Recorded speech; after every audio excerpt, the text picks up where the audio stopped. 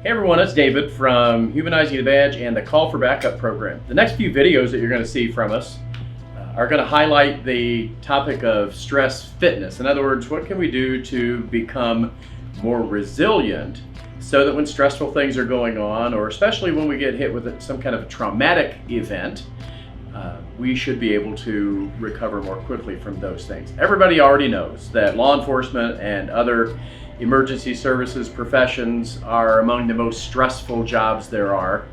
In fact, every year a major business magazine releases a list of the most stressful occupations. And one recent year showed that the first most stressful occupation was active duty military. Number 2 was firefighter. Number 3 was airline pilot. Number 4 was police officer. And then coming in at number 5, if you can imagine Steve Harvey from Family Feud turning around and looking at the board and saying, "Survey says," wedding planner was number 5 that year. I can't imagine why. But at any rate, we know that the daily stresses of working in emergency services can add up, sort of layer upon layer. And then every now and then we have those critical incidents that happen that we may not be as well prepared for. And so that's why we're going to be talking about stress fitness over this next few videos that we're going to do. So the question is, do we always take care of ourselves? Do we always take care of our bodies the way that we should in order to be more fit in anticipation of the stress that we're going to experience? Probably not. It's kind of like, do we always get the oil changed in our car at exactly the recommended interval? Probably not. Do you ever get it changed early?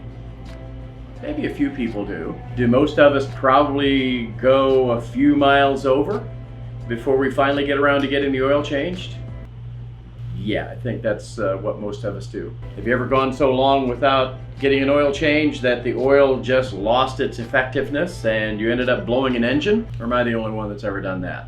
I think a lot of us try our best to avoid that, and it's the same thing when it comes to stress fitness. We may not take care of ourselves exactly the way that we should all the time. There are some people who are more proactive than others.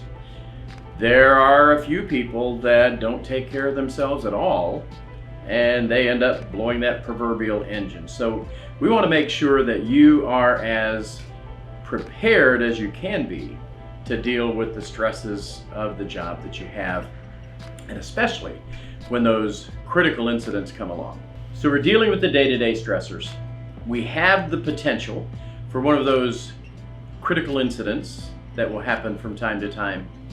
Why is it that it seems like some people are better prepared to handle those things than others? It's their stress fitness. Research has actually identified 12 specific areas in which we can build our stress fitness. You've probably developed some skills for coping with the day-to-day stressors, and you may be somewhat prepared for one of those critical incidents that comes along. But what is it that separates some people from others when it comes to dealing with stress? Well, the reality is that it's a matter of our stress fitness. Research has actually identified 12 specific areas that help us build our resilience and be prepared to manage the stresses that we're going to face. The buildup of chronic stress can take its toll on first responders and their family members. Mentally, emotionally, physically, behaviorally, spiritually.